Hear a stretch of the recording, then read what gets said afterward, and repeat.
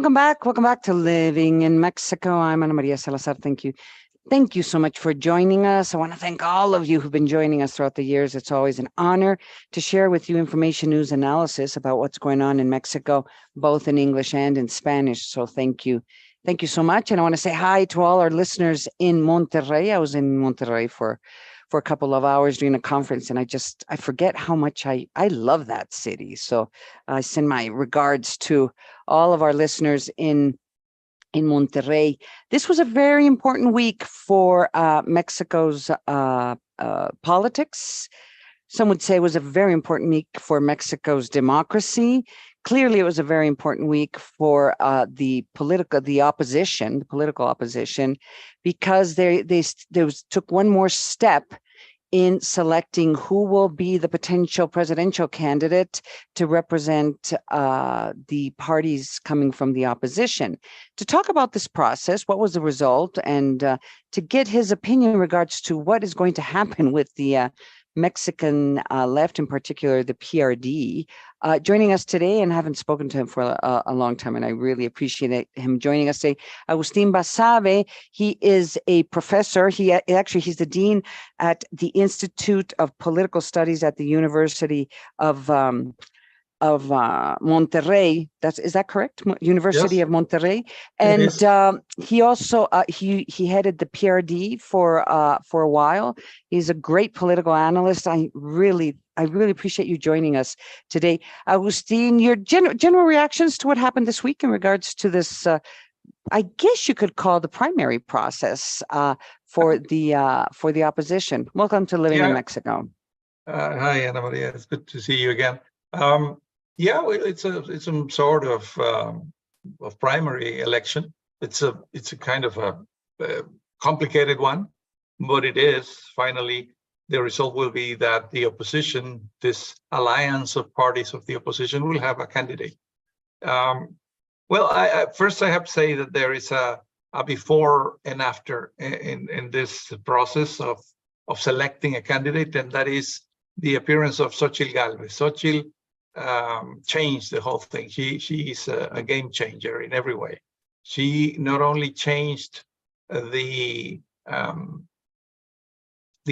correlation of forces within the opposition alliance, but also he changed the attitude, the behavior of the government, because President Lopez Obrador fears her. He knows that she is a good candidate, a very good candidate with a huge potential to attract voters, even voters within his realm of what we call the Cuarta Transformación, what he calls the 4T. So once she appeared, everything changed. And people who before that used to think that the opposition had no chance to win the presidential election next year started thinking that there's a hope. In fact, she phrased it very well. She said, we took the hope from Lopez Obrador. She said, the hope does not belong to Lopez Obrador and Morena anymore. It belongs to us, to the opposition. And yes, she triggered that enthusiasm and hope because she is charismatic. She has this background. She comes, as you know, from a poor town with Indian heritage. So she speaks Otomi. So she has many of the things that Lopez Obrador himself would like to have in his candidate. Right. And she's a woman. And she's a woman, of course. Of course. And given that, it is very likely that Morena has a woman as a candidate, because I believe that it'll be Claudia Sheinbaum. Yeah. Then it'll be two women competing for the presidency, and that's very good for Mexico, in my opinion. Yeah, we're probably going to have, yes, because that at least, we are not too sure what's going to happen, but at least we can say that we're going to have a first woman president. Now, the process did have some hiccups, and there was the ones who made it to the very end of this process was two members of the PRI, or two politicians who are linked to the PRI, and two politicians linked to the PAN party. And the two that were from the PRD, which is one of Mexico's foremost party on the left side of the political aisle, did not make it, even though they say that they had sufficient people signing up for them. Now, the PRD is a very interesting party. You headed it for a time, and it's complicated. I've been told, and I'm sure I'm just watching you smile. But what is going to happen with the PRD? How important is the PRD for this alliance? Because they just basically threatened that they may not participate in this alliance. It hurts me to say it, but the PRD does not have really bargaining power here. Mm-hmm. PRD has shrunk a lot. It's a very small party now. It's a party of 3.5, 3.7%. And what they're doing is they're struggling to be part of this alliance, but have some positions, some benefit from it. And the fact is that there are two pre-candidates. The former governor of Michoacán and the former mayor of Mexico City didn't get enough signatures, enough people who supported them to be there. They needed 150,000, and they said that they got more, but then when they checked them, but they found out that many of them did not comply with the regulations, so they were rejected. Now the party is complaining, and these two failed candidates are complaining, but I don't think that there will be anything spectacular coming out of this dispute. I think the PRD will settle. The alliance is, in a way, the only option that they have. So no, I don't.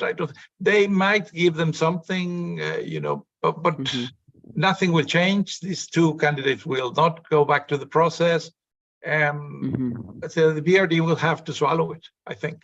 Now, I guess the question is, will the PAN and the PRI united be sufficient to be able to get at least one of these potential candidates strong enough that they will able to compete, which appears, at least right now, because things can still change, which appears to be they would be competing against Claudia Sheinbaum, who is, up until recently, was the mayor of Mexico City. She headed Mexico City. So I guess there's just that big question mark. I mean, is this going to be sufficient? Because the PRI also has a lot of problems, at least in terms of perception, and the PAN, they're always fighting among each other. So it's a wonder whether, they may have a great candidate, which is Xochitl Galvez, but it just doesn't seem that the opposition parties can potentially get their act together. No, the electoral base of both the PAN and the PRI is not enough to win, no way. And the polls show that the PAN has maybe 17, 18%, and the PRI maybe 14, 15. Together, even if there is no loss of votes in the alliances, the alliances are not an arithmetic because there are people who say, I will vote for PAN because I'm a panista, but I will never vote for an alliance with that party, PRI, which was my enemy for a long time. So even if the two electoral bases come together, complete, they won't be enough. If they have to have a popular candidate that on her own, and I'm thinking about Xochitl Galvez, of course, on her own, and besides the parties can bring more votes, and she can. I think Xochitl can bring more votes from people who are neither panistas nor priistas, who are not in the PRD, who are just part of the majority of undecided voters. I think many of those can vote for Xochitl. Xochitl is a charismatic and appealing candidate. One last question, and once again, I really appreciate you joining us here on Living in Mexico. Moving forward, what will be the big challenges facing the opposition? And I ask you that because you have another party, which is basically is making the decision not to be part of this coalition, which is Movimiento Ciudadano. You have other groups kind of, mobilizing especially the extreme right groups, the anti-abortion groups, the Christian groups. I mean, these groups are kind of floating around, and I guess they're I don't know if they're what is necessary, their objectives, but it doesn't seem that they're going to participate with the opposition. I don't know if they're interested in supporting some kind of alliance with Andrés Manuel Lopez Obrador. So I'm just trying to get a sense what's going to happen moving forward now. You just provided a clue. You talk about, for instance, the LGBT community or pro-choice groups. Those groups and those people probably won't vote for the PAN, would never vote for the PAN, or even for the PRI. However, they would vote for Xochitl because Xochitl is a progressive candidate, and she has shown support for both of these groups, the LGBT and the pro-choice. So they could vote for her, but not vote for the PRI or the PAN.